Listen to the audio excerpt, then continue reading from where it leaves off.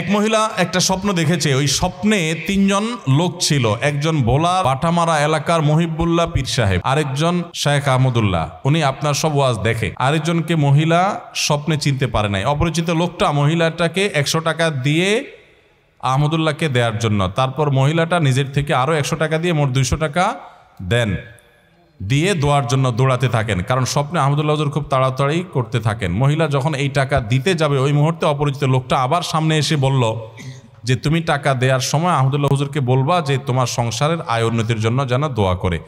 তারপর মহিলা টাকা দিছে এবং হুজুরও নিয়েছে। এখন এই অবস্থা মহিলার করণীয় কি?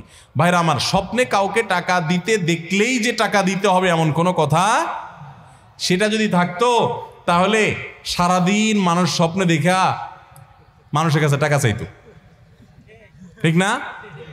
ভাই আমি স্বপ্নে দেখছি আপনি আমার 10,000 টাকা দিচ্ছেন, ভাই দেন, বাইর করেন। তো স্বপ্নে কাউকে টাকা দিকে দেখলেই যে সেটা দিতে হবে, এটা মান্যতের মতো হয়ে যায় এরকম কিছু না। যে ভদ্রমহিলা প্রশ্ন করেছেন তিনি হয়তো চিন্তা করতেছেন তাহলে এখন আমার 200 টাকা দিতে কোথায় পাবেন, খুঁজে বেড়াচ্ছেন। কোনো প্রয়োজন নাই।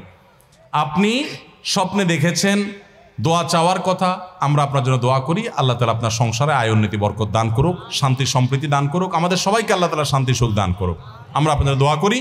আপনার স্বপ্নে কাউকে টাকা দিতে দেখলে সে টাকা তাকে দেওয়াও জরুরি না, আবার ওই টাকা দান করে দিতে হবে এমন কোনো আবশ্যকতাও নাই। তবে স্বপ্নের বিভিন্ন ব্যাখ্যা থাকে, বিভিন্ন ইন্ডিকেট থাকে, বিভিন্ন আলামত থাকে, এগুলো স্বপ্নের ব্যাখ্যা বিশেষজ্ঞরা ভালো বোঝেন, এটা আমার সাবজেক্ট না। তবে এতটুকু নিশ্চিত যে স্বপ্নে কাউকে টাকা দেখতে দেখলে সেটা দিতেই হবে বা আল্লাহর রাস্তায় দান করে দিতে হবে। কোনো আলেমকে স্বপ্নে দিতে দেখেছেন এই জন্য দান করে দিতে হবে এমন কোনো কথা নাই, আপনি নিশ্চিন্ত থাকতে পারেন। এমনিতে দান সাদাকা করলে আপনার আমল নামাতে সওয়াব পাবেন, আল্লাহর পক্ষ থেকে বরকত পাবেন, সেজন্য আপনি দান সাদকা করতে পারেন, 100 পান 200 পান করবেন।